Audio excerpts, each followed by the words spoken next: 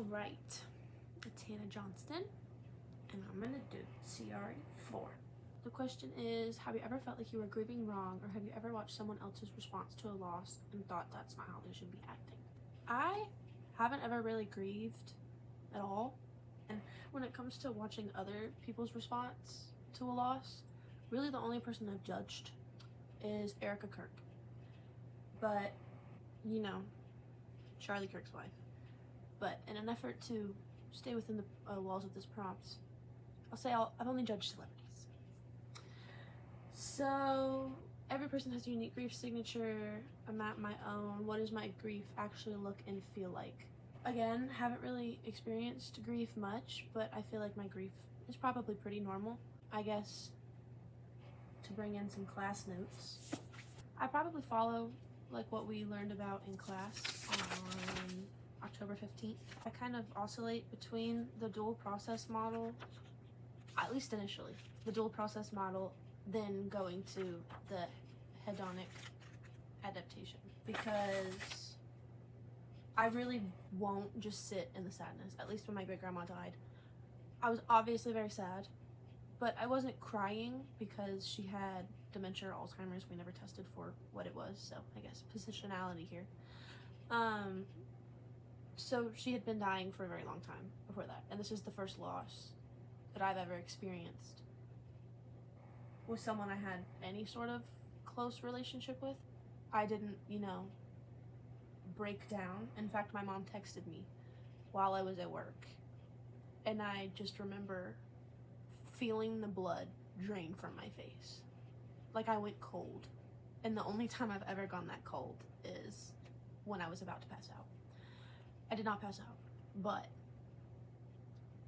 it was just like the wind got sucked out of me. So I wouldn't say I've ever, and I cried a little bit, so I don't know, maybe I grieve ugly. So I guess personal pitfalls. I guess my personal pitfalls are coping mechanisms. Maybe it's that I am kind of detached from grief. I will just kind of derealize until I realize what's going on. So I guess that's my pitfall. My grief role models, haven't really had any of those, because my parents have never told me when they've lost somebody, if they have. But also my family is very small. Very small. So, like, I don't have cousins. I have 2 aunts and 1 uncle. So, yeah, very small family. So I really haven't had a grief role model at all, which, for better or for worse, I guess. How does my grief signature compare to other official stories of grief? So I guess yes and no, to put it shortly. So now for part 2 of the prompt. Disenfranchised grief. So have you ever felt like your grief was judged or misunderstood? Describe a time when you felt like your grieving process was not seen as legitimate or appropriate by others. I would say, based on our definition of disenfranchised grief from class on October 17th, when a person incurs a loss that cannot or is not openly acknowledged, socially sanctioned, or publicly mourned, and Dr. Hernandez gave the example of the loss of a pet. That is the only time I have ever felt as though my grief was disenfranchised, because I believe that my mom killed my fish that I won from a school fair. You can laugh, that's okay. His name was Lucky, and I felt as though I was not allowed to grieve that fish because he was my first pet, and I won him, and I put all the work in to make sure that he had a really nice home. And when he died, I felt betrayed. So that's the only time that I feel like my grief was misunderstood. I was 7. I know that because my password has 7 ones in it with Lucky. That's continuing bonds right there. Conversely, have you ever judged someone else's grief? Reflect on a time you've witnessed someone else's loss and found yourself thinking they were not grieving enough. Well, I guess, like I mentioned in the intro, I've been judging Erica Kirk a lot, because I just don't think that you're supposed to grieve like that. I don't think that's grieving. I think that's acting. So if that is grieving, then I think we've unlocked a new level of grieving ugly. And that's all I'm going to say about that. Based on your personal experiences and your reflections, what do you believe it means to truly grieve properly? Is there such a thing?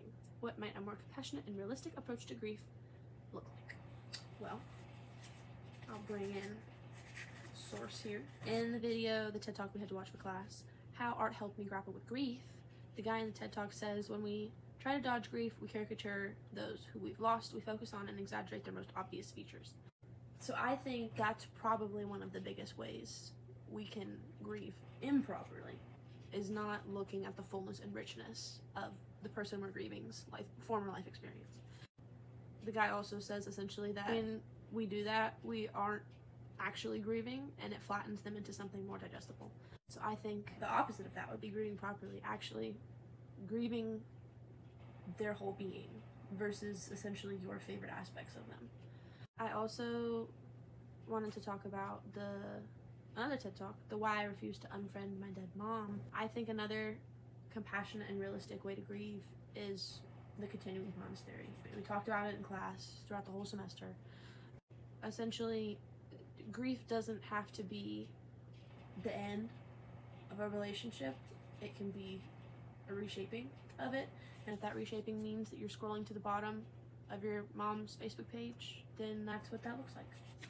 Also, in the Why Don't We Move On From Grief TED Talk, I think that also the things that the woman was speaking about there is important. I really liked what she said about it's okay for a lost loved one to be indelible. You're allowed to speak about them in the present tense, and you're allowed to let them stick with you, and the experiences that you had stick with you. So I think grieving properly really probably means that grieving never ends. But I think that also includes reshaping what the word grief means to you. Grief doesn't have to be sad.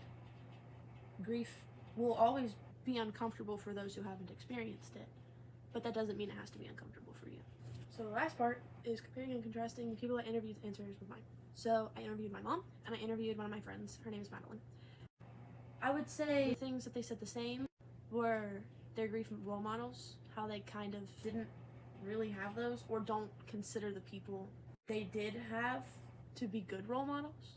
Both of them said that they kind of just like to continue on with life. They don't want grief to consume themselves. My mom said she'd experienced a lot of loss as a kid, which is the polar opposite to my experience. I've only experienced the loss of my goldfish, and my great-grandfather has also passed away, but I was not privy to any of the things that were going on until years later. My friend Madeline also works in the healthcare field. She's a scribe at some of the hospitals in Bryan and College Station, so she sees a lot.